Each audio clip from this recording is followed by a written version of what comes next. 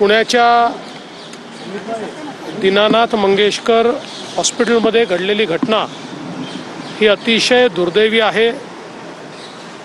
कुठेतरी असंवेदनशीलतेचा परिचय या घटनेतनं आपल्याला पाहायला मिळतो आहे।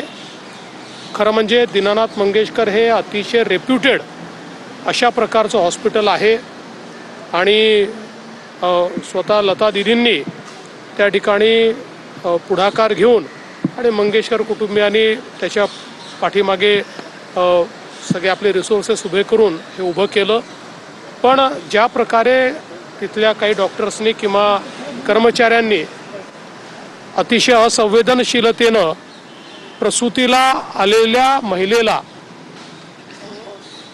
त्या ठिकाणी ॲडमिट करून घेण्यास नकार दिला किंवा अधिकचे पैसे मागितले, अशा प्रकारचा जो विषय या ठिकाणी आलेला आहे। लोकांमध्ये अतिशय चीड या संपूर्ण प्रकरणाची आहे।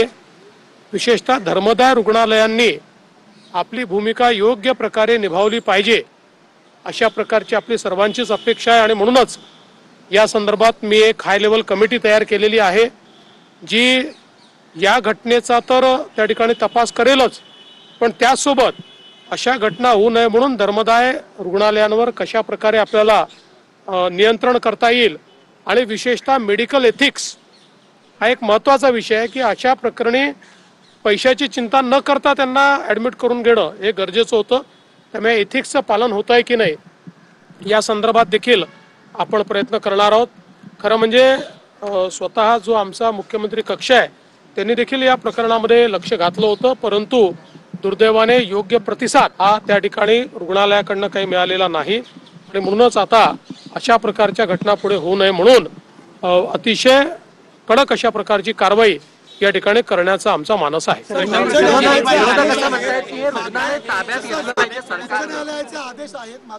काय काय उच्च न्यायालयाचे आदेश असतानाही अशा प्रकारे रुग्णालय वागत आहेत। दुसरी महत्वाची गोष्ट, जो निधी असतो जो निर्धन रुग्णांच्या खात्यात जमा करत असतो त्याचीही पारदर्शकता अद्याप रुग्णालय देत नाहीत। अशा रुग्णालयांना काय सांगणार? आता असं आहे की आपण याच अधिवेशनामध्ये या संदर्भातला कायदा पारित केलेला आहे, कारण या सगळ्या रुग्णालयांनी अनेक रुग्णालयांनी अशा प्रकारे एक भूमिका मांडली होती की जो उच्च न्यायालयाचा आदेश आहे तो ज्यांनी अतिरिक्त फायदा घेतला त्यांनाच आहे आणि आम्हाला तो आदेश नाही आहे आणि म्हणून आपण त्या संदर्भातली स्कीम तयार केली आणि आत्ता जे अधिवेशन आपलं झालं या अधिवेशनामध्ये कायद्याने आता हे अधिकार आपण त्या ठिकाणी धर्मदाय या संस्थेकडे घेतलेले आहेत। धर्मदाय ही संस्था इंडिपेंडेंटली चालते, पण त्याच्यामध्ये काही ना काही नियंत्रण हे राज्याच्या लॉ अँड ज्युडिशरी विभागाचं आहे। त्यामुळे त्या लॉ अँड ज्युडिशरी विभागाच्या माध्यमातून अशा सगळ्या हॉस्पिटलवर हे एन्फोर्स करण्याच्या दृष्टीने आपला प्रयत्न आहे।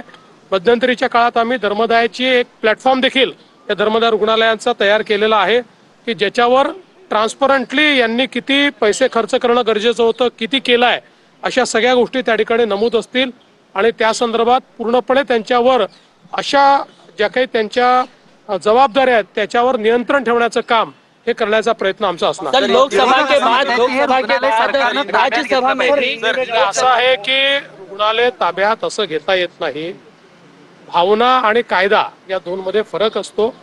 त्यामुळे जी धर्मदाय रुग्णालय असतात ही अशा प्रकारे सरकारला आपल्या ताब्यात घेता येत नाही, पण त्याच्यामध्ये जर काही अनियमितता असतील तर धर्मदाय आयुक्तांना हे अधिकार आहेत की ते त्याच्या संदर्भातले निर्णय घेऊ शकतात। लोकसभा के बाद राज्यसभा में भी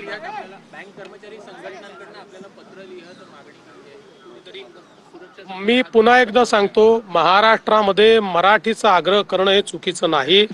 तो आग्रह कोणीही करू शकतं, केला तरी त्यात काही वावगं नाही, पण असा आग्रह करताना कायदा हाती घेणं चुकीचं आहे। कायदा जर हाती घेतला गेला तर कडक कारवाई केलीच जाईल। सर, हिंदीमध्ये मनोज कुमार बोले मनोज कुमार जी एक बहुत ही ज्येष्ठ इस प्रकार के कलाकार थे। कई दशकों तक उनका जादू लोगों के मन पर रहा, हमारे फिल्म इंडस्ट्री में रहा। उनको भारत कुमार के नाम से भी जाना गया। देशभक्ति की फिल्में